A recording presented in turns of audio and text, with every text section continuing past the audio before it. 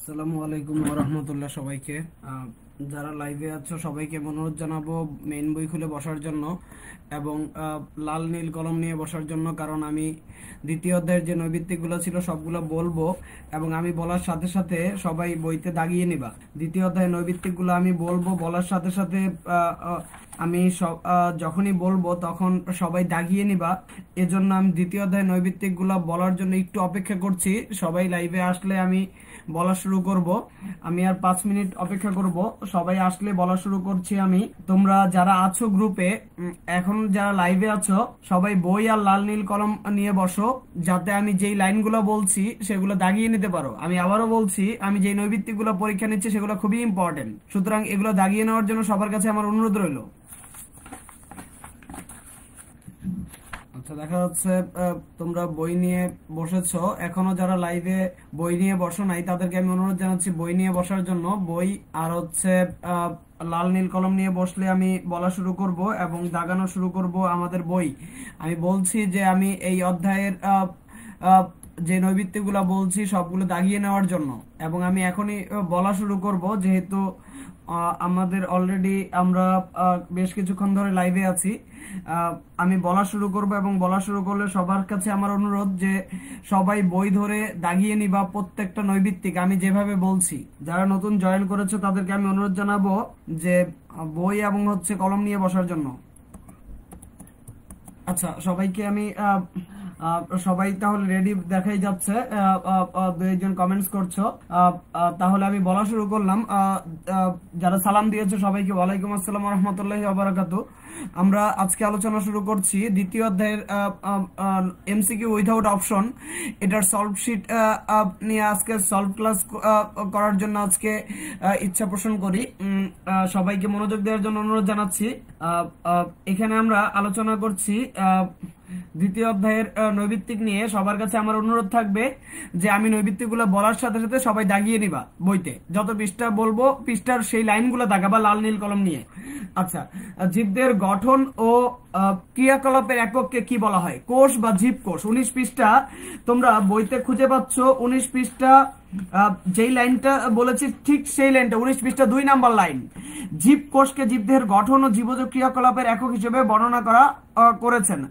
জীবকোষকে জীবদের গঠন ও ক্রিয়াকলাপের একক বর্ণনা করা হয়েছে। তাহলে জীবকোষ বা কোষ, জীবদের গঠন ও ক্রিয়াকলাপের একককে কোষ বলে বা জীবকোষ বলে।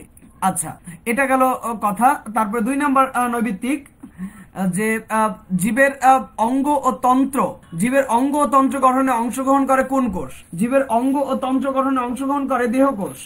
জীবের অঙ্গ ও তন্ত্র গঠনে অংশগ্রহণ করে হচ্ছে দেহকোষ। এটা আমরা পাচ্ছি 19 পৃষ্ঠা একদম নিচে, দেহকোষের শেষ লাইন। 19 পৃষ্ঠা দেহকোষের শেষ লাইনে আমরা পাচ্ছি যে জীবের অঙ্গ ও তন্ত্র গঠনে অংশগ্রহণ করে দেহকোষ। আশা করি তোমরা পেয়েছো। আচ্ছা, কোন পদ্ধতিতে জনন মাতৃকোষের বিভাজন হয়? এটাও 19 পৃষ্ঠা একদম নিচে আমরা পাচ্ছি। 19 পৃষ্ঠা একদম নিচে পাচ্ছি 3 নম্বর নৈবিত্তিকের অ্যান্সার। জনন মাতৃকোষ বিভাজন হয় কোন প্রক্রিয়ায়? 19 পৃষ্ঠা একদম নিচে লেখা আছে যে জনন মাতৃকোষ মিওসিস পদ্ধতিতে জনন মাতৃকোষের বিভাজন ঘটে। জনন কোষের 2 নম্বর লাইন। আমি আশা করছি তোমরা নৈবিত্তিকগুলো দাগিয়ে নিচ্ছ আমার সাথে সাথে বইতে। তাহলে মিওসিস পদ্ধতিতে জনন মাতৃকোষের বিভাজন ঘটে, এটা হচ্ছে জনন কোষের 2 নম্বর লাইন। আশা করি দাগিয়েছ। মাতৃ ও পিতৃ জনন কোষ মিলিত হয়ে যে প্রথম কোষ গঠন করে তার নাম কি?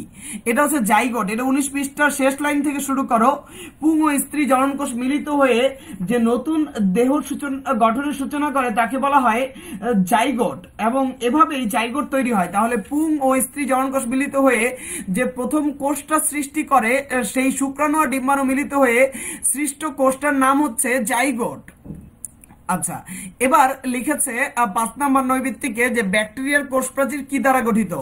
আমরা বইতে যদি 21 পৃষ্ঠা যাই, 21 পৃষ্ঠা গেলে আমরা দেখতে পাচ্ছি 3 নম্বর লাইনে লেখা আছে, 3 নম্বর লাইনের শেষ দিকে, যে ব্যাকটেরিয়ার কোষ প্রাচীর প্রোটিন, লিপিড ও পলিস্যাকারাইড দ্বারা গঠিত। ব্যাকটেরিয়ার কোষ প্রাচীর প্রোটিন, লিপিড ও পলিস্যাকারাইড দ্বারা গঠিত। আচ্ছা, এবার বলেছে জীবের কোষের কোন অঙ্গাণুটা মৃত বা জড় বস্তু দিয়ে গঠিত? জীবকোষের কোষ প্রাচীরটা মৃত বা জড়বস্তু দিয়ে গঠিত। এটা 21 পৃষ্ঠা কোষ প্রাচীরের প্রথম লাইনে আমরা দেখতে পাই যে মৃত বা জড়বস্তু দিয়ে এক একটি কোষ প্রাচীর গঠিত। আশা করি তোমরা পেয়েছো। এবার আরেকটা গুরুত্বপূর্ণ নৈবিত্তিক, এটা হচ্ছে প্রোটোপ্লাজমের সংজ্ঞাটা এখানে দিয়েছে ওরা, যে কোষের ভিতরে থকথকে অর্ধস্বচ্ছ জেলির ন্যায় বস্তুকে কি বলা হয়। তোমরা এটা 21 পৃষ্ঠা নিচে প্রোটোপ্লাজমের প্রথম লাইনটাই পেয়ে যাচ্ছ, যে কোষের ভিতরে অর্ধস্বচ্ছ থকথকে জেলির মতো অংশকে বলে প্রোটোপ্লাজম। তাহলে এটা হচ্ছে প্রোটোপ্লাজমের সংজ্ঞা। মাইটোকন্ড্রিয়া কি আবিষ্কার করে? খুবই গুরুত্বপূর্ণ এবং সহজ একটা নৈবিত্তিক। তোমরা ম্যাক্সিমাম এই নৈবিত্তিকটা অ্যান্সার করতে পেরেছো। 22 পৃষ্ঠা মাইটোকন্ড্রিয়ার প্রথম লাইনে পাও তোমরা। বেন্ডা মাইটোকন্ড্রিয়া আবিষ্কার করেছিল 1898 সালে। বেন্ডা মাইটোকন্ড্রিয়া আবিষ্কার করেছিল 1898 সালে। বেন্ডা মাইটোকন্ড্রিয়া আবিষ্কার করেছিল 1898 সালে। এবার ক্লোরোপ্লাস্টের বর্ণ কেমন? এটা একটা 5-6 এর বাচ্চাও জানে যে ক্লোরোপ্লাস্টের বর্ণ হচ্ছে সবুজ, যেটা আমাদের বই 23 পৃষ্ঠা প্রথম লাইনে দেওয়া আছে। আমি বলছি যে নৈবিত্তিক তোমরা খুব সুন্দরভাবে পারো সেটাও দাগাবা। ক্লোরোপ্লাস্টের প্রথম লাইন, সবুজ রঙের প্লাস্টিককে ক্লোরোপ্লাস্ট বলে, আশা করি দাগিয়েছো। সবুজ রঙের প্লাস্টিককে ক্লোরোপ্লাস্ট বলে, আশা করি দাগিয়েছো। এবার 10 নম্বর নৈবিত্তিক, সিস্টার্নি ভেসিকল নিয়ে কোন অঙ্গাণুটা গঠিত হয়? সিস্টার্নি ভেসিকল নিয়ে গঠিত হচ্ছে গোলজি বডি, যেটা আমরা 25 পৃষ্ঠা দেখতে পাচ্ছি। 25 পৃষ্ঠা তোমরা গোলজি বডির 3 নম্বর লাইনে ধরো, সিস্টার্নি ও কয়েক ধরনের ভেসিকল নিয়ে গোলজি বডি গঠিত। সিস্টার্নি ও কয়েক প্রকার ভেসিকল নিয়ে গোলজি বডি গঠিত। আশা করি তোমরা জিনিসটা নৈবিত্তিকটা পেয়েছো। এবার আমরা চলে যাচ্ছি 11 নম্বর নৈবিত্তিকে। কোষের প্রধান কেন্দ্র বলা হয় কোনটাকে? কোষের প্রধান কেন্দ্র বলা হয় নিউক্লিয়াসকে। এটা তোমরা সবাই জানো, এটা আমার নতুন করে বলার কিছু নাই, কিন্তু লাইনটা দাগিয়ে নাও। লাইনটা আছে বইতে 27 পৃষ্ঠার নিউক্লিয়াস বা কেন্দ্রিকা লেখা আছে, নিউক্লিয়াস বা কেন্দ্রিকা। তাহলে নিউক্লিয়াস বা কেন্দ্রিকা ওই জায়গাটাই হচ্ছে আন্ডারলাইন করো। নিউক্লিয়াস বা কেন্দ্রিকা যেটা লেখা আছে সেটা নিচে আন্ডারলাইন করো। তাহলে নিউক্লিয়াস বা কেন্দ্রিকা কথাটার মানেই বোঝা যাচ্ছে নিউক্লিয়াস হচ্ছে কোষের কেন্দ্র। আশা করি পেয়েছো। এবার 13 নম্বর নৈবিত্তিকে বলেছে পরিপাকতন্ত্রের প্রধান অংশ কয়টা? খুব সুন্দর একটা কোশ্চেন। 40 পৃষ্ঠা পরিপাকতন্ত্রের অংশ কয়টা? 40 পৃষ্ঠা চলে যাও। পরিপাকতন্ত্রের 2টা অংশ 40 পৃষ্ঠা, লাইনটা আন্ডারলাইন করবা।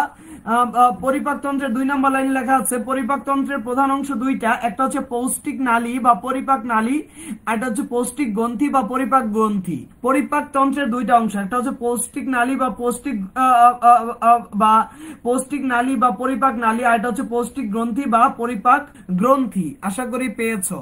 এবার স্ক্লেরেনকাইমার কোষগুলা কয় ধরনের? এটাও তোমরা সবাই জানো, এটা বইতে 30 পৃষ্ঠা আমরা পাচ্ছি। স্ক্লেরেনকাইমার কোষ হচ্ছে 2 ধরনের, একটা হচ্ছে ফাইবার আর একটা হচ্ছে স্ক্লেরাইড। তাহলে স্ক্লেরেনকাইমার কোষ 2 ধরনের, একটা হচ্ছে স্ক্লেরাইড আর একটা হচ্ছে ফাইবার। আশা করি পেয়েছো। এবার বলছে জাইলেম টিস্যু কয় প্রকার? এটাও আমরা 30 পৃষ্ঠা নিচে পাই। জাইলেম টিস্যু 2 ধরনের, দাগিয়ে নাও। একটা হচ্ছে প্রাথমিক জাইলেম আর একটা হচ্ছে গৌণ জাইলেম। তাহলে 30 পৃষ্ঠা জাইলেমের প্রকারভেদটা দাগিয়ে নাও। জাইলেম 2 ধরনের, একটা হচ্ছে প্রাথমিক জাইলেম আর একটা হচ্ছে গৌণ জাইলেম। আশা করছি দাগিয়েছো। এবার ট্রাকিডের কোষ প্রাচীরে কি জমা হয়? এটা একটা সহজ নৈবিত্তিক। তোমরা 31 পৃষ্ঠা পাচ্ছ ট্রাকিডের 2 নম্বর লাইনে। ট্রাকিডের প্রাচীরে লিগনিন জমা হয়ে ট্রাকিডের কোষ প্রাচীর পুরো হয়। ট্রাকিডের প্রাচীরে লিগনিন জমা হয়ে ট্রাকিডের কোষ প্রাচীরটা পুরো হয়। 17 নম্বর নৈবিত্তিকটা অনেকেই ভুল করেছো, ম্যাক্সিমাম ভুল করেছো, যে কোনটাকে বাস্ট ফাইবার বলা হয়। এটা পাচ্ছ বইতে 33 পৃষ্ঠা। দেখো তোমরা অনেকেই লিখেছো যে ফ্লোয়েম ফাইবারকে বাস্ট ফাইবার বলে। আক্ষরিক অর্থে এটা ভুল কোনো কথা ছিল না। তোমরা যে লিখেছো ফ্লোয়েম ফাইবারকে বাস্ট ফাইবার বলে, কিন্তু এটা লেখাটা আসলে ভুল ছিল না। কিন্তু আমি চাচ্ছি বইয়ের লাইনটা লিখতে, আমি বইয়ের লাইনটা চেয়েছি। আমি নৈবিত্তিক চাই বইয়ের লাইন। নৈবিত্তিক মানে বইয়ের লাইন। দেখো বইয়ের লাইনে 33 পৃষ্ঠা 3 নম্বর লাইন ফ্লোয়েম ফাইবারের। 33 পৃষ্ঠা ফ্লোয়েম ফাইবারের 3 নম্বর লাইন, যে পাটের আঁশ এক ধরনের বাস্ট ফাইবার। পাটের আঁশ এক ধরনের বাস্ট ফাইবার। পাটের আঁশ এক ধরনের বাস্ট ফাইবার। তাহলে আমি বইয়ের লাইনটা চাচ্ছি। কিছু জ্ঞানী ব্যক্তিকে আমি দেখেছি বইয়ের এই লাইনটা ওরা বুঝেছে এবং হচ্ছে ওরা পাটের আঁশটাই লিখেছে। ওই জ্ঞানী ব্যক্তিগুলাই নাম্বার পেয়েছে। এবং 18 নম্বর নৈবিত্তিকে বলেছে অস্থিকে দৃঢ়তা প্রদান করে কোনটা? সেটা আমরা অস্থির মধ্যে গেলেই বইতে 36 পৃষ্ঠা আমরা দেখতে পাচ্ছি অস্থির 2 নম্বর লাইন লেখা আছে। অস্থির 36 পৃষ্ঠা একদম মাঝামাঝি দেখো অস্থি লেখা আছে, সেখানে লেখা আছে অস্থির মাতৃকে ক্যালসিয়াম জাতীয় পদার্থ জমা হয়ে অস্থিকে দৃঢ়তা প্রদান করে। স্পষ্ট লাইন দেখো, আমি নৈবিত্তিক করেছি বইয়ের লাইনগুলো থেকে, তাই তোমাদেরকে বলেছিলাম বইয়ের লাইনগুলো ভালো করে রিডিং দিলেই আমার এই নৈবিত্তিকে ভালো নাম্বার পাওয়া যায়। অস্থিকে দৃঢ়তা প্রদান করে ক্যালসিয়াম জাতীয় পদার্থ। যারা এখনো পরীক্ষাগুলো ভালো করে দেওয়া শুরু করনি তাদের উদ্দেশ্যে আমি বলতে চাই, এসএসসি পরীক্ষা তোমাদের প্রিপারেশনটা ঘরে বসেই নিতে হচ্ছে, এটাই একটা কষ্ট। আর তাছাড়া বাকি সবকিছুই তো সহজ। ঘরে বসে হচ্ছে ক্লাস করার, তো এটা দেখা যায় পড়ার সময় অনেক বেশি পাচ্ছ। রাস্তায় দৌড়াতে বা হাঁটতে যে সময়টা নষ্ট হতো সেটা তো আর নষ্ট হচ্ছে না, এনার্জি তো নষ্ট হচ্ছে না। সেই সময়টাকে পড়াশোনায় কাজে লাগাও। সময় কেন নষ্ট করছো? এখনো তোমরা অনেকে গেমস খেলে তারপরে নাটক দেখে সিনেমা দেখে সময় নষ্ট করছো। তোমরা কি মনে করছো এসএসসি পরীক্ষা ঘরে বসে দিতে হবে? তোমরা মনে করো না যে স্কুল খুলবে তারপরে আমরা আনন্দ করব তারপর পরীক্ষা হবে, না সেটা না। এসএসসি পরীক্ষা খোলার সাথে সাথে ভ্যাকসিন দিয়ে হচ্ছে তোমাদের এক্সাম হলে ঢুকাবে। তাহলে এই হচ্ছে তোমাদের প্রিপারেশন নেওয়ার জন্য আমি বলছি, যখন আমি এমসিকিউ উইথাউট অপশন নিব তখন বইয়ের লাইনগুলো একদম হচ্ছে মানে মাথার মধ্যে নিয়ে তারপরে হচ্ছে বসবা পরীক্ষা দিতে। আর যখন সৃজনশীল বলবো তখন আমার শীটের যত কোশ্চেন আছে সবগুলো একদম ভালো করে সলভ করে তারপর পরীক্ষা দিতে বসবা। ভালো করে পড়াশোনা করলে ইনশাল্লাহ তোমরা এই এসএসসি পরীক্ষায় ভালো প্রিপারেশন নিতে পারবা এবং তোমাদের প্রিপারেশন হবে সবার থেকে সুন্দর। তাই সবার কাছে আমার অনুরোধ রইল, নিজেকে গড়ে তোলো সেইভাবে যেভাবে গড়ে তুললে পরীক্ষা দেওয়ার আগের রাত না পড়লেও ঠান্ডা মাথায় পরীক্ষাটা দেওয়া যায়। আচ্ছা, আমরা নৈবিত্তিকে ছিলাম 18 নম্বর। অস্থিকে দৃঢ়তা প্রদান করে কে? অস্থিকে দৃঢ়তা প্রদান করে ক্যালসিয়াম। রক্তের তরল অংশকে কত ভাগ পানি থাকে? এটা একটা বাচ্চা ছেলে জানে। রক্তের তরল অংশ মানে হচ্ছে প্লাজমা বা রক্তরস। রক্তের তরল অংশ মানে হচ্ছে প্লাজমা বা রক্তরস। রক্তের তরল অংশ মানে প্লাজমা বা রক্তরস। আচ্ছা, রক্তের তরল অংশকে বলা হয় প্লাজমা বা রক্তরস। সেখানে কত ভাগ পানি থাকে? সেখানে আমরা দেখতে পাচ্ছি 91 থেকে 92 ভাগ পানি থাকে। আচ্ছা, রক্তের ঈষৎ হলুদাভ হালকা হলুদ। রক্তের হালকা হলুদ অংশ তোমরা অলরেডি জেনে গিয়েছো যে রক্তের হালকা হলুদ অংশকে বলা হয় রক্তরস বা প্লাজমা। রক্তের ঈষৎ হলুদাভ রঙের তরল অংশে কত ভাগ জৈব আর অজৈব পদার্থ থাকে? তাহলে এখানেও রক্তের ঈষৎ হলুদাভ বলতে বোঝানোর চেষ্টা করেছে যে রক্তরস বা প্লাজমা। অবশ্যই লাইনটা দাগিয়ে নিবা বইতে 37 পৃষ্ঠা, যে রক্তরস বা প্লাজমায় 8 থেকে 9% জৈব অজৈব পদার্থ থাকে, যেটা রক্তের তরল অংশ ঈষৎ হলুদাভ কালার। এবার 21 পৃষ্ঠা, কোনটি দেহের 21 নম্বর নৈবিত্তিক, কোনটি দেহের আত্মরক্ষায় অংশ নেয়? শ্বেত রক্তকণিকা। 37 পৃষ্ঠা দেখো, আত্মরক্ষায় অংশ নেয় শ্বেত রক্তকণিকা।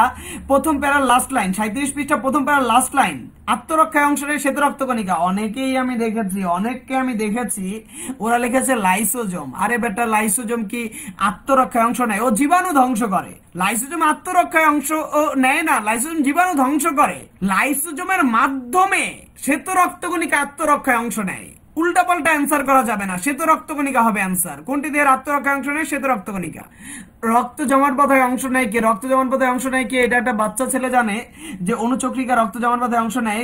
37 পৃষ্ঠা লাস্ট লাইন, 37 পৃষ্ঠা প্রথম প্যারার লাস্ট লাইন, 37 পৃষ্ঠা প্রথম প্যারার লাস্ট লাইন, রক্ত জমাট বাঁধায় অংশ নেয় অনুচক্রিকা। 23 নম্বর নৈবিত্তিক, ইন্টারক্যালেটেড ডিস্ক কোথায় পাওয়া যায়? তোমরা বাচ্চা ছেলেরা বলতে পারে যে ইন্টারক্যালেটেড ডিস্ক থাকে হৃদপেশি, কার্ডিয়াক পেশি বা কার্ডিয়াক মাসলে, যেটা তোমরা পাচ্ছ বইতে 38 পৃষ্ঠা কার্ডিয়াক পেশির 3 নাম্বার লাইন। 38 পৃষ্ঠা কার্ডিয়াক পেশির 3 নাম্বার লাইন, যে ইন্টারক্যালেটেড ডিস্ক থাকে কার্ডিয়াক পেশিতে। আশা করি লাইনটা দাগাতে পেরেছো। একটা আদর্শ নিউরনের কয়টা অংশ? এটা আসলে বলাটা কঠিন, কারণ আমাদের বইতে 2 জায়গায় 2 অংশ আছে। তবে আমি এই নৈবিত্তিকটা ক্লিয়ার করেছিলাম তোমাদেরকে আগেই। একটা আদর্শ নিউরনের 3টা অংশ, বই 39 পৃষ্ঠা রেফারেন্স। বই 39 পৃষ্ঠা তোমরা নিউরনের চলে যাও, নিউরনের 9 নাম্বার লাইন, 39 পৃষ্ঠা 9 নাম্বার লাইন। নিউরনের কয়টা? একটা আদর্শ নিউরনে 3টে অংশ থাকে। 39 পৃষ্ঠা 9 নাম্বার লাইন, একটা আদর্শ নিউরনে 3টা অংশ থাকে। এই নৈবিত্তিকটা অবশ্যই মাথায় রাখবা। যেখানে লেখা আছে আদর্শ নিউরন, সেখানে অংশ হবে 3টা। আবার দশম অধ্যায়ে যদি তোমরা যাও, দশম অধ্যায়ে যেতে হবে 215 পৃষ্ঠা। দশম অধ্যায়ে 215 পৃষ্ঠা যাও। 215 পৃষ্ঠা দশম অধ্যায়ে যে নিউরনের গঠনের প্রথম লাইনটা তাকাবা। 215 পৃষ্ঠা নিউরনের গঠনের লাইনটা তাকাও। নিউরনের গঠনের প্রথম লাইনটা, একটা নিউরন দুটি অংশ নিয়ে গঠিত, কোষ দেহ প্রলম্বিত অংশ। তাহলে তৃতীয় অধ্যায়ে লেখা একটা আদর্শ নিউরনের তিনটা অংশ, কোষ দেহ, ডেনড্রাইট, অ্যাক্সন। আর দশম অধ্যায়ে লেখা একটা নিউরনের প্রতিটা নিউরন দুইটা অংশ নিয়ে গঠিত, কোষ দেওয়ার প্রলম্বিত অংশ। তাহলে নৈবিত্তিকের অ্যান্সার কি করবা?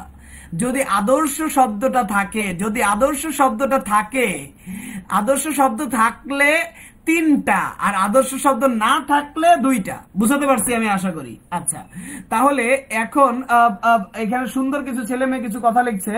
যেমন মোসলে আহমেদ লিখেছে শ্বেত রক্তকণিকার একটা অস্ত্র হলো লাইসোজোম। সুন্দর একটা কথা লিখেছে। শ্বেত রক্তকণিকা যে বন্দুকটা ব্যবহার করে, শ্বেত রক্তকণিকা সেই বন্দুকটা হচ্ছে লাইসোজোম। শ্বেত রক্তকণিকার এরকম আরো অনেক বন্দুক আছে। শ্বেত রক্তকণিকা জীবাণু ধ্বংসের জন্য অনেক অনেক বন্দুক আছে, তার মধ্যে লাইসোজোম একটা। তারপরে হচ্ছে অ্যান্টিবডি তৈরি করতে পারে, সেটা আরেকটা জিনিস। হিস্টামিন আরেকটা তার অস্ত্র। তাহলে শ্বেত রক্তকণিকার একটা অস্ত্র হচ্ছে লাইসোজোম। মোসলে আহমেদ ভালো ছেলে। এখানে ফারিয়া ইসলাম লিখেছে, মেবি এটার নাম নাবিলা। তাহলে এই মেয়েটা বলেছে যে ডাব্লিউবিসি তে কি মানে শ্বেত রক্তকণিকায় কি লাইসোজোমের পরিমাণ বেশি থাকে? ডাব্লিউবিসি শ্বেত রক্তকণিকাই তো লাইসোজোমের বাসা। লাইসোজোম যেই বাসায় থাকে সেই বাসার নামই তো ডাব্লিউবিসি বা শ্বেত রক্তকণিকা। লাইসোজোমের বাসাটাই তো শ্বেত রক্তকণিকা। এখানে কাজল কাজল আইডি থেকে বলতেছে 21 নাম্বার। 21 নাম্বার কি বলবো সেটা বলো।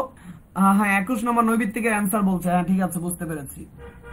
আচ্ছা, এখানে ইন্টারক্যালেটেড ডিস্ক কি, এটা আসিফ শাহরিয়ার কোশ্চেন করেছে। ইন্টারক্যালেটেড ডিস্ক কি? তুমি ইন্টারক্যালেটেড ডিস্ক জানার জন্য বইতে 38 পৃষ্ঠা যাও। হৃৎপেশিতে অনুপ্রস্থ দাগটা বিশেষভাবে গঠিত। আসিফ শাহরিয়ারকে আমি বলছি, হৃৎপেশির অনুপ্রস্থ দাগটা বিশেষভাবে গঠিত, এবং এই বিশেষভাবে গঠিত অনুপ্রস্থ দাগ থাকার জন্য হৃৎপেশি অবিরত কোন বিশ্রাম হীনভাবে সংকুচিত প্রসারিত হতে পারে। এজন্যই এই বিশেষ এইটার নাম দেওয়া হয়েছে ইন্টারক্যালেটেড ডিস্ক।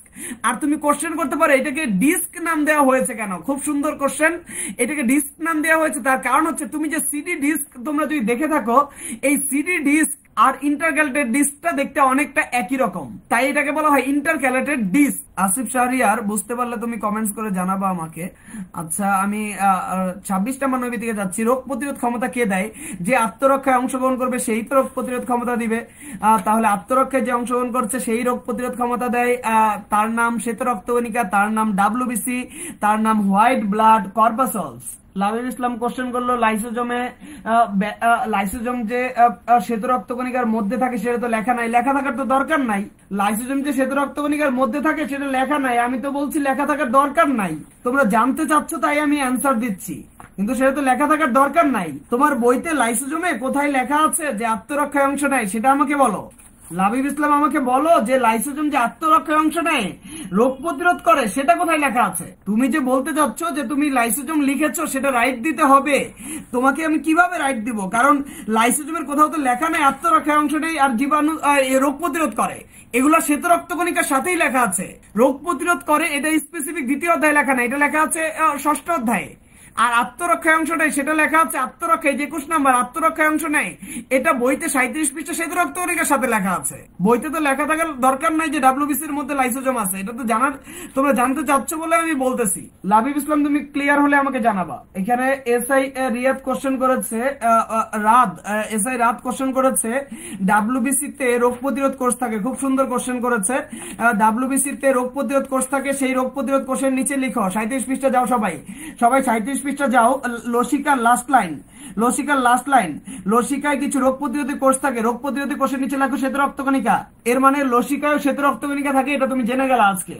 লসিকায় কিছু রোগ প্রতিরোধ কোষ থাকে, সেই রোগ প্রতিরোধ কোষের নিচে লিখে রাখো শ্বেত রক্তকণিকা। এর মানে লসিকায় আমাদের রক্তের কোন অংশটা থাকে? রক্তের মতো শ্বেত রক্তকণিকা থাকে লসিকায়। মাধুর্যমাইয়ান কোশ্চেন করেছে যে লসিকাতে রোগ প্রতিরোধ কোষ থাকে, সেটা কি দেহে রোগ প্রতিরোধ ক্ষমতা বৃদ্ধি করে না? লসিকার রোগ প্রতিরোধী কোষ থাকে, সেটাও দেহে রোগ প্রতিরোধ ক্ষমতা বৃদ্ধি করবে। অবশ্যই করবে না কেন? কারণ সেটা তো শ্বেত রক্তকণিকা। লসিকার রোগ প্রতিরোধী কোষটার নাম কি? লসিকার রোগ প্রতিরোধী কোষটাই তো শ্বেত রক্তকণিকা। মির রায়ান বায়োলজিতে ফার্স্ট মান্থে পরীক্ষা 23 পেয়েছে, 23 পেয়েছে আলহামদুলিল্লাহ। আর একটু ভালো করার চেষ্টা করো। তুমি আমার এই লাইভ মান্থলি পরীক্ষাগুলো দাও না, লাইভে যে মডেল টেস্টগুলো নিচ্ছি সেগুলো দাও না, তুমি লাইভের এই পরীক্ষাগুলো দিয়ে নিজেকে সুন্দরভাবে গড়ে তোলার জন্য তোমাকে অনুরোধ রইল। এখানে কোশ্চেন করছে যে 26 নাম্বারটা দেহে রোগ প্রতিরোধ ক্ষমতা দেয় কে। এখানে কোশ্চেন করছে আসিফ প্রমাণিক যে দেহে রোগ প্রতিরোধ দেয় কে, এটাতে কি লসিকা লিখতে পারবো কিনা। কেন তুমি লসিকা লিখবা? লসিকা কি হচ্ছে, লসিকার মধ্যে কে রোগ প্রতিরোধ ক্ষমতা দেয় সেটা লিখতে হবে। তুমি এখানে রোগ প্রতিরোধ ক্ষমতা দেয় লসিকার রোগ প্রতিরোধী কোষ, সেই রোগ প্রতিরোধী কোষটার নাম কি? সেই রোগ প্রতিরোধী কোষটার নাম হচ্ছে শ্বেত রক্তকণিকা। 26-এ তুমি কেন রোগ প্রতিরোধ ক্ষমতা দেয় লসিকা তুমি লিখবা? লসিকা তো রোগ প্রতিরোধ ক্ষমতা দেয় না। লসিকার মধ্যে থাকা শ্বেত রক্তকণিকা রোগ প্রতিরোধ ক্ষমতা দেয়। রোগ প্রতিরোধ ক্ষমতা কে দেয়? এটা যদি আমি 6ষ্ঠ অধ্যায় ঘাটি তাহলে তো দেখবো রোগ প্রতিরোধ ক্ষমতা দেয় রক্ত লসিকা, এরা সবাই রোগ প্রতিরোধ ক্ষমতা দেয়, তাদের মধ্যে শ্বেত রক্তকণিকা রোগ প্রতিরোধ ক্ষমতা দেয়। ফারাতুল বাবা বলেছে লসিকার রোগ প্রতিরোধী কোষটার নাম হচ্ছে লিম্ফয়েড সেল। না, লসিকার অন্যান্য কোষগুলোর নাম লিম্ফয়েড সেল। লসিকার অন্যান্য কোষগুলোর নাম লিম্ফয়েড সেল এবং লসিকা তো শ্বেত রক্তকণিকা থাকে। ফারাতুল বাবা যে কোশ্চেন করেছো, লসিকার বিভিন্ন কোষ রয়েছে লসিকার মধ্যে। লিম্ফয়েড কোষ হচ্ছে লসিকায় থাকা এক ধরনের কোষ। লসিকার কোষগুলো লিম্ফয়েড কোষ, কিন্তু লসিকার মধ্যে শ্বেত রক্তকণিকা রয়েছে যেটা রোগ প্রতিরোধ করে। এখানে আব্দুর রহমান গাজী কোশ্চেন করেছে যে কোনটা দেহে জীবাণুর হাত থেকে রক্ষা করে। এই কোশ্চেন আসলে কি বলবো? এখন তোমার কোশ্চেনের অ্যান্সার হচ্ছে জীবাণুর হাত থেকে রক্ষা করে কে। এই ধরনের কোশ্চেন থাকলে তুমি বইয়ের লাইন 25 পৃষ্ঠা লাইসোজোমের ফার্স্ট লাইন লাইসোজোম লিখবা। দেহে জীবাণুর হাত থেকে রক্ষা করে কে? লাইসোজোম। কিন্তু কথা হচ্ছে লাইসোজোম যদি অপশনে না থাকে তখন শ্বেত রক্তকণিকা দেখাবা, কারণ লাইসোজোমও জীবাণুর হাত থেকে রক্ষা করে, শ্বেত রক্তকণিকাও করে। এখন এই জীবাণু ধ্বংস করে বা জীবাণু থেকে রক্ষা করে দুইটাই, কিন্তু এই কথাটা হচ্ছে থাকলে অপশনে লাইসোজোম থাকলে শ্বেত রক্তকণিকা থাকবে না, শ্বেত রক্তকণিকা থাকলে লাইসোজোম থাকবে না। মাহাদি মুরসালিন, তুমি আমাকে ইনবক্সে আমার সাথে যোগাযোগ করো, তোমাকে মান্থলি পরীক্ষার কোশ্চেন গুলো আমি ইনবক্সে দিয়ে দিব ইনশাল্লাহ। আচ্ছা, যাই হোক, আমরা চলে যাচ্ছি আবার ব্যাখ্যার মধ্যে। এখানে 27 নম্বর নৈবিত্তিক, যা অন্য জীবের মাধ্যম ব্যতি রেখে নিজের প্রতিরূপ তৈরি করতে সক্ষম এমন সত্তাকে কি বলে? এমন সত্তাকে বলা হয় কোষ বা সেল, যেটা আমরা পাচ্ছি বইতে 19 পৃষ্ঠা 4 নম্বর লাইনে। যা অন্য সজীব মাধ্যমের সাহায্য ছাড়াই নিজের প্রতিরূপ তৈরি করতে পারে এমন সত্তাকে কোষ বলে। নিশ্চয়ই তোমরা পেয়েছো 19 পৃষ্ঠা। আমি সবাইকে বলছি যারা লাইভে আছো, যে লাইনগুলো আমি বলছি লাইনগুলো দাগিয়ে নাও। যারা লাইভে দেরি করে এসেছো তারা এখন থেকে দাগিয়ে নাও, বাকিটা হচ্ছে লাইভ শেষ হলে প্রথম থেকে রিপিট করে দেখে দাগিয়ে নেবা। নিউক্লিয়াস সংগঠনের ভিত্তিতে কোষ কয় ধরনের? কোষ 2 ধরনের নিউক্লিয়াসের ভিত্তিতে, একটা আদি কোষ আর একটা প্রকৃত কোষ। এটা 19 পৃষ্ঠা কোষের প্রকারভেদে 2 নাম্বার লাইন। 19 পৃষ্ঠা কোষের প্রকারভেদে 2 নাম্বার লাইন। নিউক্লিয়াস সংগঠনের ভিত্তিতে বা নিউক্লিয়াসের গঠনের ভিত্তিতে কোষ 2 ধরনের, একটা আদি কোষ আর একটা প্রকৃত কোষ। 29 নম্বর নৈবিত্তিক, কোন কোষে সুগঠিত নিউক্লিয়াস থাকে না? আমরা সবাই জানি আদি কোষের প্রথম লাইনে লেখা আছে, 19 পৃষ্ঠা দাগিয়ে নাও, যে আদি কোষে বা প্রোক্যারিওটিক সেল বা প্রাককেন্দ্রিক কোষে সুগঠিত নিউক্লিয়াস থাকে না। 19 নম্বর পৃষ্ঠা আরেকটা নৈবিত্তিক, কোনটা নিউক্লিয় বস্তু সাইটোপ্লাজমে ছড়িয়ে ছিটিয়ে থাকে? আমরা দেখতে পাচ্ছি আদি কোষের 2 নাম্বার লাইনের শেষে লেখা আছে নিউক্লিয় বস্তু সাইটোপ্লাজমে ছড়ানো থাকে আদি কোষ বা প্রোক্যারিওটিক কোষের ক্ষেত্রে। 31 নাম্বার নৈবিত্তিক, কোন বিজ্ঞানী বৈষম্যভেদ্য পর্দার ভিত্তিতে কোষের সংজ্ঞা দেয়? আমাদের বিজ্ঞানী লোইও সিকেভিজ। আমাদের বিজ্ঞানীর নাম লোইও সিকেভিজ, যিনি বলেছে বৈষম্যভেদ্য পর্দা দিয়ে আবৃত হচ্ছে আমাদের কোষ। বিজ্ঞানী লোই সিকেভিজ বলেছিল বৈষম্যভেদ্য পর্দা দিয়ে কোষ আবৃত। এবার 32 নম্বর নৈবিত্তিক, নীলাভ সবুজ শৈবালে কোন ধরনের কোষ থাকে? সুন্দর কোশ্চেন। 19 পৃষ্ঠা আদি কোষের লাস্ট লাইন, নীলাভ সবুজ শৈবাল আর ব্যাকটেরিয়াতে থাকে আদি কোষ প্রোক্যারিওটিক কোষ। এবার 33 নম্বর নৈবিত্তিক, আমাদের বইয়ের একটা লাইন, তোমাদেরকে আমি আগেও বলেছি বইয়ের লাইনগুলো হবে এমসিকিউ উইথাউট অপশন, মানে এমসিকিউ উইথাউট অপশনে কোনো পেজ থাকবে না, শুধু থাকবে বইয়ের লাইন। সুতরাং তোমরা বইয়ের লাইনগুলা একদিন হচ্ছে ভালো করে শেষ করবা, দেন আমি যখন সৃজনশীল নিব তখন হচ্ছে কোশ্চেন সলভ করবা। এভাবে প্রিপারেশনটা নিতে পারলে ইনশাল্লাহ তোমাদের কষ্ট থাকবে না। আসো আমার কাছে 33 নম্বর নৈবিত্তিকের অ্যান্সার জেনে যাও। প্রোটোপ্লাজম থেকে কেন্দ্রিকা সরিয়ে নিলে কি থাকে? 33 পৃষ্ঠা, আমরা যদি 22 পৃষ্ঠা যাই, সাইটোপ্লাজমের প্রথম লাইন, সাইটোপ্লাজমীয় অঙ্গাণুর প্রথম লাইন মাঝে প্রোটোপ্লাজম থেকে নিউক্লিয়াস বা কেন্দ্রিকা সরিয়ে নিলে থাকে সাইটোপ্লাজম। এখানে লাবিব ইসলাম বলছে যে 18 নম্বর নৈবিত্তিক বইতে 34 নম্বর পৃষ্ঠা কি বলছে যে অস্থি কোষ দেহে অস্থি কোমলাস্থি তৈরি করে দৃঢ়তা দিয়ে থাকে। ওইটার সাথে এটার কোনো মিলই নাই, তুমি সেটা দেখতেই পাচ্ছ। একটা হচ্ছে দেহকে দৃঢ়তা প্রদান করে, আর এখানে কোশ্চেন হচ্ছে অস্থিকে দৃঢ়তা প্রদান করে কে? লাবিব ইসলাম যে হচ্ছে বইতে 34 পৃষ্ঠার কথা বললা যে দেহকে দৃঢ়তা প্রদান করে, লাবিব ইসলাম বলছে 34 পৃষ্ঠা 4 নম্বর লাইন যে অস্থি কোষ দেহে অস্থি কোমল অস্থি তৈরি করে দেহকে দৃঢ়তা প্রদান করে। কই দেহকে দৃঢ়তা প্রদান করে? আর আমি বলছি অস্থিকে দৃঢ়তা প্রদান করে কে? মানে হাড্ডিটা শক্ত বানায় কে? হাড্ডিটা শক্ত বানায় হচ্ছে ক্যালসিয়াম। লাবিব ইসলাম নৈবিত্তিকটা বুঝতে পারো নাই, তুমি এখন ক্লিয়ার হলে আমাকে কমেন্টস করে জানাবা। আমরা 33 নম্বর নৈবিত্তিক বলছিলাম যে প্রোটোপ্লাজম থেকে কেন্দ্রিকা সরিয়ে দিলে থাকে সাইটোপ্লাজম। আমরা চলে যাচ্ছি সহজার একটা নৈবিত্তিক যে কোষের পাওয়ার হাউসের ঝিল্লি কয় স্তর বিশিষ্ট। খুব সুন্দর একটা নৈবিত্তিক, কোষের পাওয়ার হাউসের ঝিল্লি কয় স্তর বিশিষ্ট। আমরা সবাই অলরেডি জানি যে কোষের পাওয়ার হাউস আর কেউ না, কোষের পাওয়ার হাউস হচ্ছে আমাদের মাইটোকন্ড্রিয়া। কোষের পাওয়ার হাউস হচ্ছে আমাদের সবার পরিচিত মাইটোকন্ড্রিয়া, যার স্তর হচ্ছে 2 স্তর বিশিষ্ট। বইতে 22 পৃষ্ঠা নিচে লেখা আছে যে মাইটোকন্ড্রিয়া 2 স্তর বিশিষ্ট, বাইরের দিকে একটা স্তর, ভিতরের দিকে একটা স্তর। এবার আমরা 35 নম্বর নৈবিত্তিকে যাচ্ছি যে 35 নম্বর নৈবিত্তিকে মাইটোকন্ড্রিয়ার কিস্ট্রির গায়ে যে বৃন্তযুক্ত গোলাকার বস্তু থাকে তাকে কি বলে? কিছুই বলে না, অক্সিজেন বলে।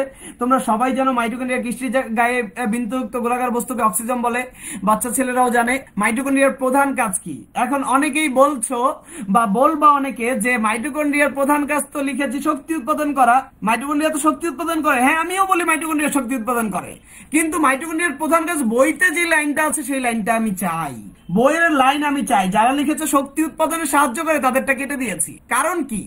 কারণ তোমরা জানো বিষয়টা, ম্যাট্রিকে পড়ো বিষয়টা জানো, কিন্তু আমাদের এসএসসির কারিকুলামে লেখা আছে আমাদের নৈবিত্তিক হবে বইয়ের লাইনগুলো, তাই বইয়ের লাইনটা মুখস্থ করতে হবে। বইয়ের লাইন 22 পৃষ্ঠা আমি দেখতে পাচ্ছি, মাইটোকন্ড্রিয়ার 5 নম্বর লাইনে লেখা আছে জীবের শ্বসন কার্যে সাহায্য করা মাইটোকন্ড্রিয়ার প্রধান কাজ। সুতরাং জীবের শ্বসন কার্যে সাহায্য করা যে লিখেছে তাকেই আমি নাম্বার দিয়েছি। শক্তি উৎপাদনে সাহায্য করাও মাইটোকন্ড্রিয়ার কাজ, কিন্তু সেটা মাইটোকন্ড্রিয়ার প্রধান কাজে লিখা নাই বলে আমি লিখি নাই। তুমি কোশ্চেন করতে পারো শ্বসন কার্যের মাধ্যমেই তো শক্তি উৎপাদিত হয়, না আমি বইয়ের লাইন চাচ্ছি, এটা তোমার বুঝতে হবে। 37 নম্বর নৈবিত্তিক কোষের পাওয়ার হাউস বলা হয় কোনটাকে? পাওয়ার হাউস আর কাকে বলবে? 23 পৃষ্ঠা যেয়ে দেখো, 23 পৃষ্ঠা 4 নম্বর লাইনে তুমি দেখতে পাবা মাইটোকন্ড্রিয়াকে কোষের পাওয়ার হাউস বা শক্তি উৎপাদন কেন্দ্র বলা হচ্ছে। আচ্ছা, আশা করি নৈবিত্তিকের অ্যান্সারটা পেয়েছো। পার্শ্ববর্তী কোষগুলোর সাথে যোগাযোগ রক্ষা করে কোনটা? পার্শ্ববর্তী কোষগুলোর সাথে যোগাযোগ রক্ষা করে 21 পৃষ্ঠা কোষ প্রাচীরের লাস্ট লাইন দেখো যে প্লাজমোডেজমাটা সৃষ্টির মাধ্যমে পার্শ্ববর্তী কোষের সাথে যোগাযোগ রক্ষা করে। প্লাজমোডেজমাটা সৃষ্টির মাধ্যমে পার্শ্ববর্তী কোষের মধ্যে যোগাযোগ রক্ষা করে। মাহাদি মুরসালিন বলছে মাইটোকন্ড্রিয়ার কি 2টা প্রধান কাজ? মাইটোকন্ড্রিয়ার প্রধান কাজ একটাই, শ্বসন কার্যে সাহায্য করা, আর শ্বসনের মাধ্যমে শক্তি উৎপাদিত হয়, সেটাও হয়। প্রধান কাজ মানে হচ্ছে একটা স্পেসিফিক ওয়ার্ড যার মাধ্যমে পুরো মাইটোকন্ড্রিয়াকে ব্যাখ্যা করা যায়। শ্বসনে সাহায্য করা মানে শ্বসনের পরে শক্তি তৈরি হবে। সুতরাং প্রধান কাজ বইতে যেটা বলেছে শক্তি উৎপাদন করা, শ্বসনে সাহায্য করা, সবই মাইটোকন্ড্রিয়ার প্রধান কাজ, কিন্তু বইতে যেটা লেখা আছে সেটাই তোমার নৈবিত্তিকের অ্যান্সার করতে হবে। 38 নম্বর নৈবিত্তিক পার্শ্ববর্তী কোষের সাথে যোগাযোগ রক্ষা হয় কোনটার সাহায্যে? প্লাজমোডেজমাটার মাধ্যমে। বইতে 21 পৃষ্ঠা কোষ প্রাচীরের লাস্ট লাইন এই কোশ্চেনের অ্যান্সার। 38 নম্বর নৈবিত্তিকের অ্যান্সার অনেকেই দাগিয়েছো এন্ডোপ্লাজমিক রেটিকুলাম। 38 নম্বর নৈবিত্তিকের অ্যান্সার অনেকেই লিখেছিল এন্ডোপ্লাজমিক রেটিকুলাম, যেটা আমি দেখেছি, কিন্তু এন্ডোপ্লাজমিক রেটিকুলামে লেখা আছে, এন্ডোপ্লাজমিক রেটিকুলামের 2 নম্বর লাইন লেখা আছে কোষে উৎপাদিত পদার্থের প্রবাহ পথ হিসেবে কাজ করে। প্রবাহ পথ এই শব্দটা থাকতে হবে এন্ডোপ্লাজমিক রেটিকুলাম দিতে চাইলে। এন্ডোপ্লাজমিক রেটিকুলামের 4 নম্বর লাইনে আছে কোষে উৎপাদিত অন্যান্য দ্রব্যাদি এর মাধ্যমে চলাচল করে, এই লাইনগুলোই থাকতে হবে। পার্শ্ববর্তী বা পাশাপাশি কোষের সাথে যোগাযোগ রক্ষা করে কোনটার সাহায্যে? সেটা 21 পৃষ্ঠা কোষ প্রাচীরের লাস্ট লাইন, প্লাজমোডেজমাটা সৃষ্টির মাধ্যমে, সেটাই লিখতে হবে। আসিফ প্রমাণিক বা আসিফ শাহরিয়ার কোশ্চেন করছে যে কোষ প্রাচীর লিখলে কি সমস্যা, কোষ ঝিল্লি লিখলে কি সমস্যা? হ্যাঁ, কোষ প্রাচীর প্রথম কথা, কোষ ঝিল্লির মধ্যে চলাচল নিয়ন্ত্রণ করে লেখা আছে, কিন্তু পাশাপাশি বা পার্শ্ববর্তী কোষের সাথে যোগাযোগ রক্ষা করে লেখা নাই। কোষ প্রাচীর যোগাযোগ রক্ষা করে কি সৃষ্টির মাধ্যমে? সেটা প্লাজমোডেসমাটা, মোর স্পেসিফিক অ্যান্সার। সেটার মধ্যে যাইতে হবে। আসিফ প্রমাণিক সাইটে পাইটে দিয়ে হচ্ছে গেলে নৈবিত্তিকের সঠিক অ্যান্সার হবে না।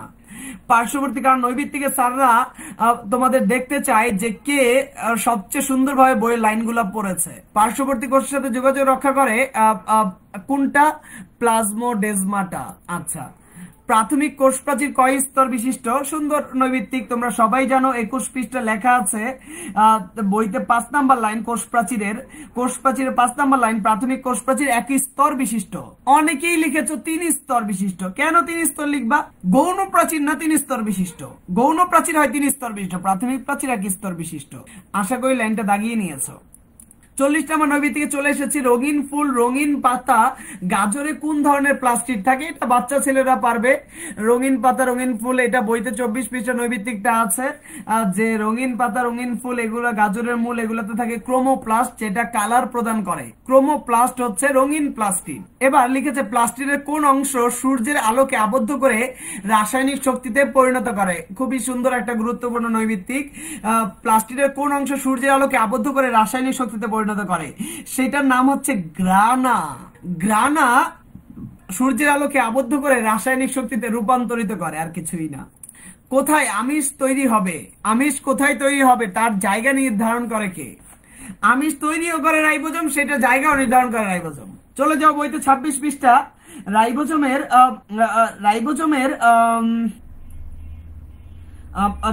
2 নম্বর লাইনে দেখো, রাইবোজোমের প্রধান কাজ হচ্ছে প্রোটিন সংশ্লেষণে সাহায্য করা, এবং প্রোটিন সংশ্লেষণের স্থানটাও সে রাইবোজোমই দেখায় দেয়। রাইবোজোম যেহেতু প্রোটিন তৈরি করে, তার জায়গাটাও সেই নির্ধারণ করবে। সুতরাং কোথায় প্রোটিন সংশ্লেষণ হবে তার জায়গা নির্ধারণ করাও রাইবোজোমের কাজ। আচ্ছা, এবার 43 নম্বর নৈবিত্তিক জীবকোষের, এখানে 43 নম্বর নৈবিত্তিক বলেছে জীবকোষে বিভিন্ন পদার্থ নিঃসৃতকরণের সাথে কে জড়িত? জীবকোষে বিভিন্ন পদার্থ নিঃসৃতকরণের সাথে জড়িত গোলজি বডি।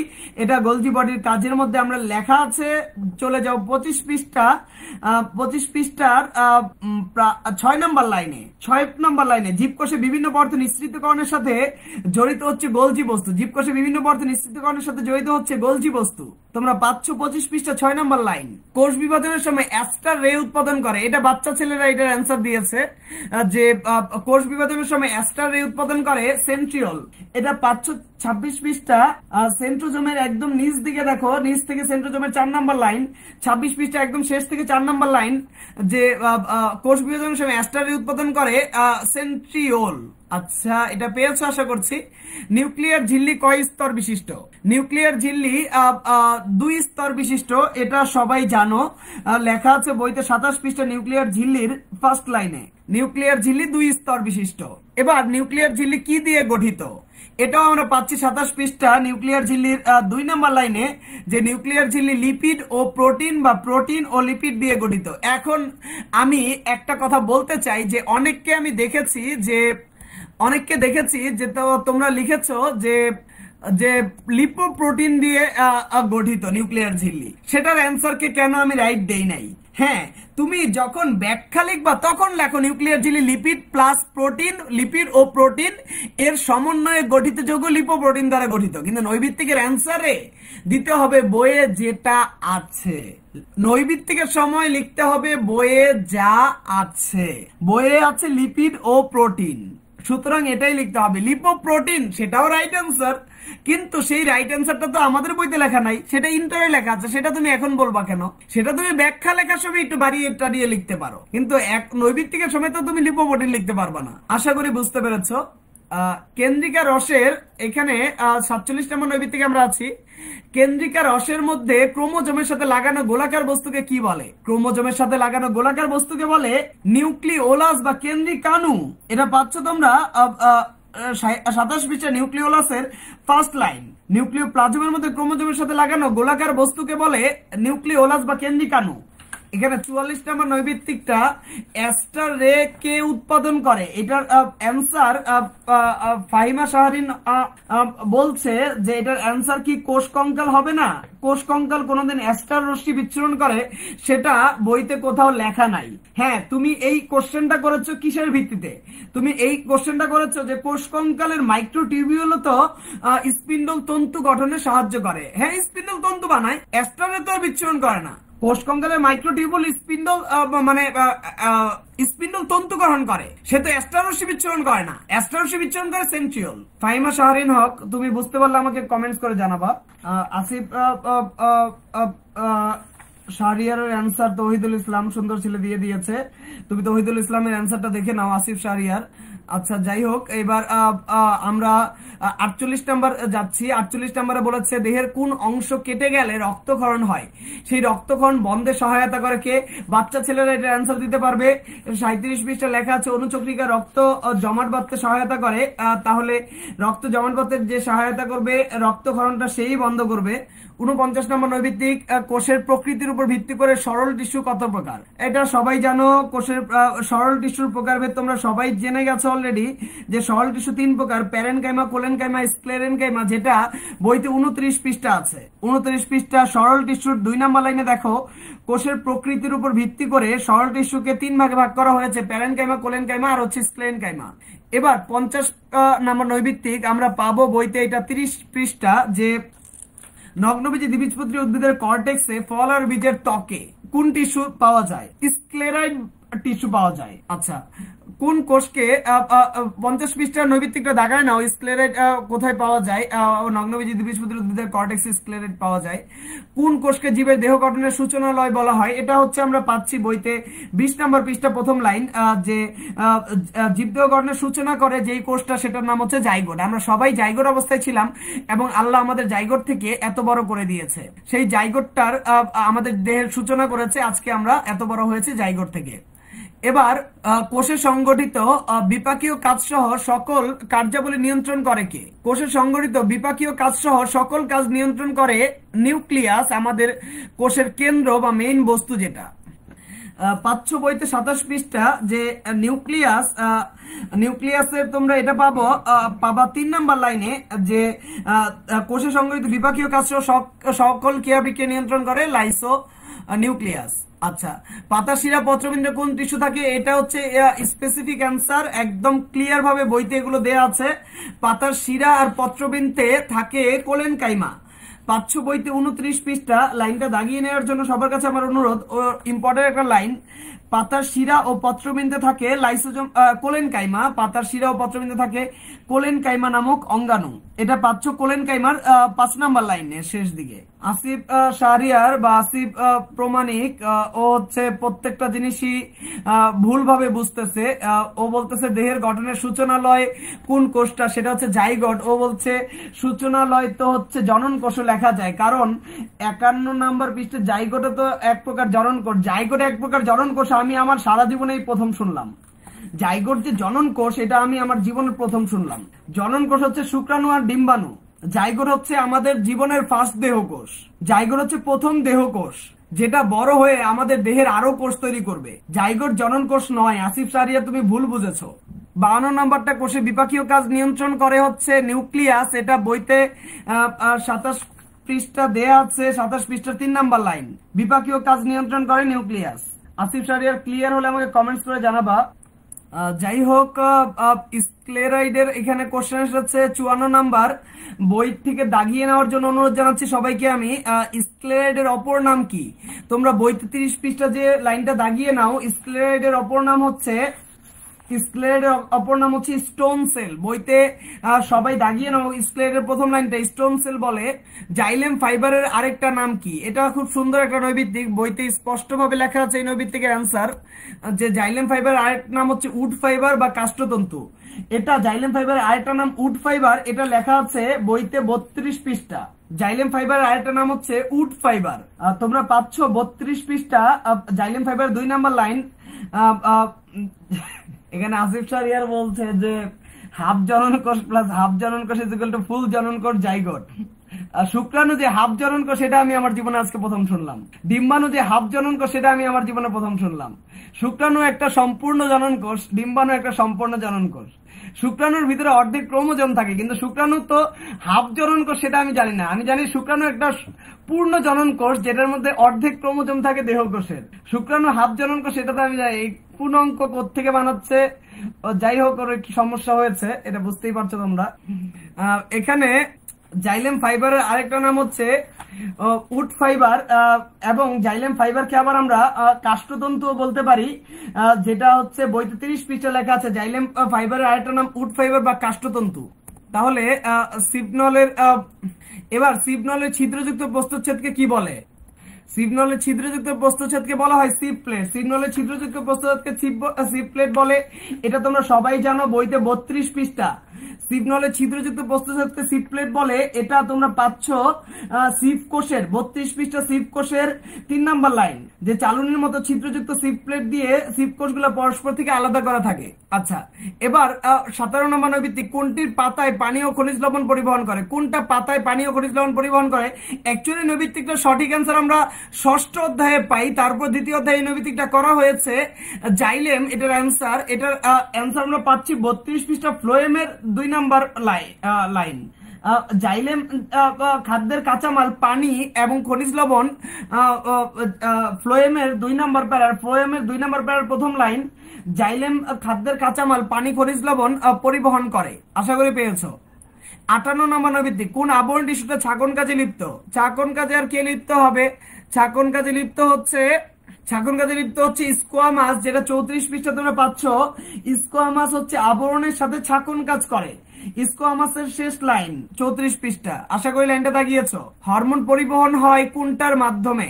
হরমোন পরিবহন হয় যে রক্তের মাধ্যমে, সেটা আমরা বইতে 59 নাম্বার নৈবিত্তিকের অ্যান্সার আমরা পাচ্ছি 42 পৃষ্ঠা, যে অন্তঃক্ষরা গ্রন্থি 2 নম্বর লাইন, যে রক্তের মাধ্যমে এক স্থান থেকে অন্য স্থানে হরমোন পরিবাহিত হয়। তাহলে হরমোন পরিবহন হয় কোনটার মাধ্যমে? রক্তের মাধ্যমে। 60 নম্বর নৈবিত্তিক, ইউরেথ্রা কোন তন্ত্রের অংশ? এটার অ্যান্সার হচ্ছে রেচন তন্ত্র, যেটা পাচ্ছি আমরা বইতে 41 পৃষ্ঠা। আসলে ইউরেথ্রা বললে কষ্ট হয় আমাদের বুঝতে। যদি আমি 41 পৃষ্ঠার লাস্ট লাইন মূত্রনালী লিখতাম তাহলে সবাই বুঝতো যে এটা রেচন তন্ত্রের অংশ, কিন্তু মূত্রনালীর পাশে ব্র্যাকেট দিয়ে লেখা আছে ইউরেথ্রা। 41 পৃষ্ঠা রেচনতন্ত্রের লাস্ট লাইন, মূত্রনালীর পাশে লেখা আছে ইউরেথ্রা। তাহলে ইউরেথ্রা হচ্ছে মূত্রনালীর ইংরেজি। ইউরেথ্রা বলে অনেকেই কনফিউজড হয়ে গিয়েছো, অ্যান্সারটা অনেকে লেখোই নেই আমি দেখতে পাচ্ছি। সেখানে লিখতে হবে ইউরেথ্রা কোন তন্ত্রের অংশ? রেচনতন্ত্রের অংশ। আচ্ছা, এবার অন্তঃক্ষরা গ্রন্থি থেকে নিঃসৃত রসকে কি বলে? যদি বইতে 42 পৃষ্ঠা যাও তুমি দেখতে পাচ্ছ অন্তঃক্ষরা গ্রন্থি থেকে নিঃসৃত রসকে বলা হয় হরমোন। অন্তঃক্ষরা গ্রন্থির প্রথম লাইনে দেয়া আছে, অন্তঃক্ষরা গ্রন্থি থেকে নিঃসৃত রসকে বলে হরমোন।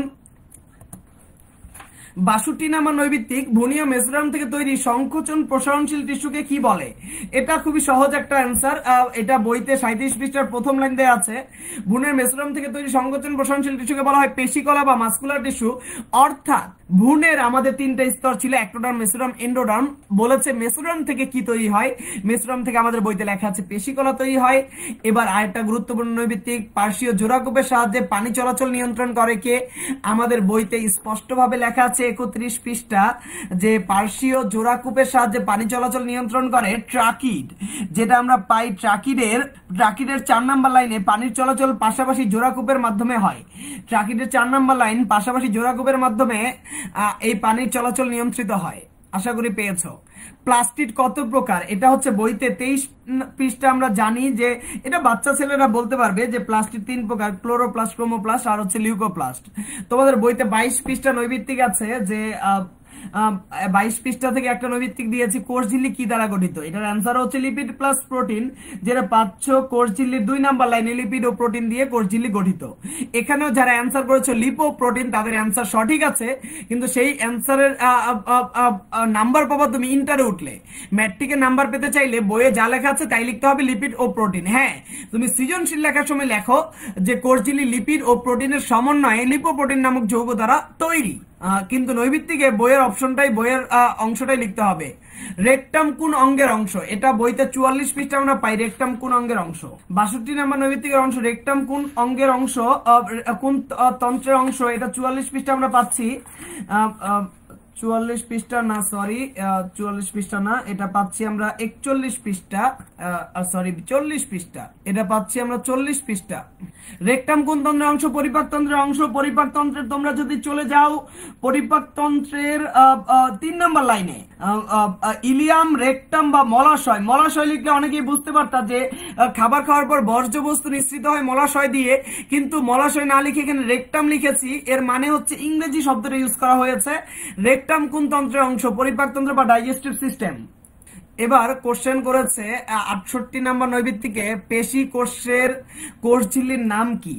পেশি কোষের কোষঝিল্লির নাম হচ্ছে, এটা বইতে আমরা পাচ্ছি 38 পৃষ্ঠা, যে পেশি কোষের বাইরে একটা আবরণ আছে, চিত্রের মধ্যে দেখতে হবে।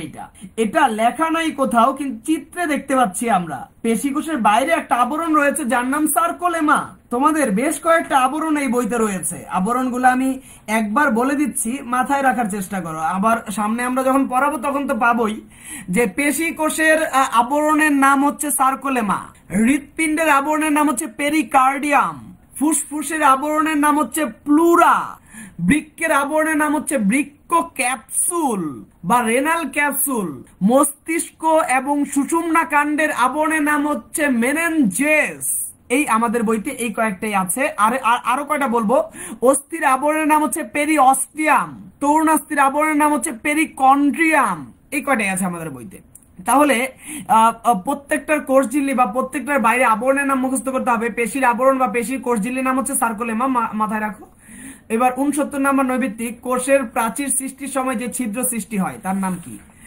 সবাই জানো, কোষ প্রাচীর তৈরির সময় যে ছিদ্র তৈরি হয় সেগুলোর নাম হচ্ছে কূপ বা পিট, যেটা তোমরা পাচ্ছ বইতে 21 পৃষ্ঠা। 21 পৃষ্ঠা এই লাইনটা পাচ্ছ তোমরা। কোষ প্রাচীরের 6 নম্বর লাইন, কোষ প্রাচীরের মাঝে যে ছিদ্রগুলো থাকে তাকে কূপ বলা হয়। কোষ প্রাচীরের মাঝে যে ছিদ্র থাকে তাকে কূপ বলে। 70 নম্বর নৈবিত্তিক, আমাদের লাস্ট নৈবিত্তিক, ছোট ছোট গহ্বর বিশিষ্ট জাইলেমকে কি বলে? এটা পাচ্ছ জাইলেমের মধ্যে। জাইলেমের হচ্ছে 31 নম্বর পৃষ্ঠা। তোমরা এই নৈবিত্তিকের অ্যান্সারটা পাচ্ছ যে ছোট ছোট গহ্বর বিশিষ্ট জাইলেমকে বলে প্রোটোজাইলেম, আর বড় গহ্বর বিশিষ্ট জাইলেমকে বলে মেটাজাইলেম। ছোট গহ্বর বিশিষ্ট জাইলেম, আসলে কোশ্চেন করবা যে ছোট গহ্বর বিশিষ্ট জাইলেম তো লেখা নাই কোথাও। হ্যাঁ, লেখা আছে বড় গহ্বর বিশিষ্ট জাইলেম মেটাজাইলেম, তার বিপরীতটাই হচ্ছে প্রোটোজাইলেম।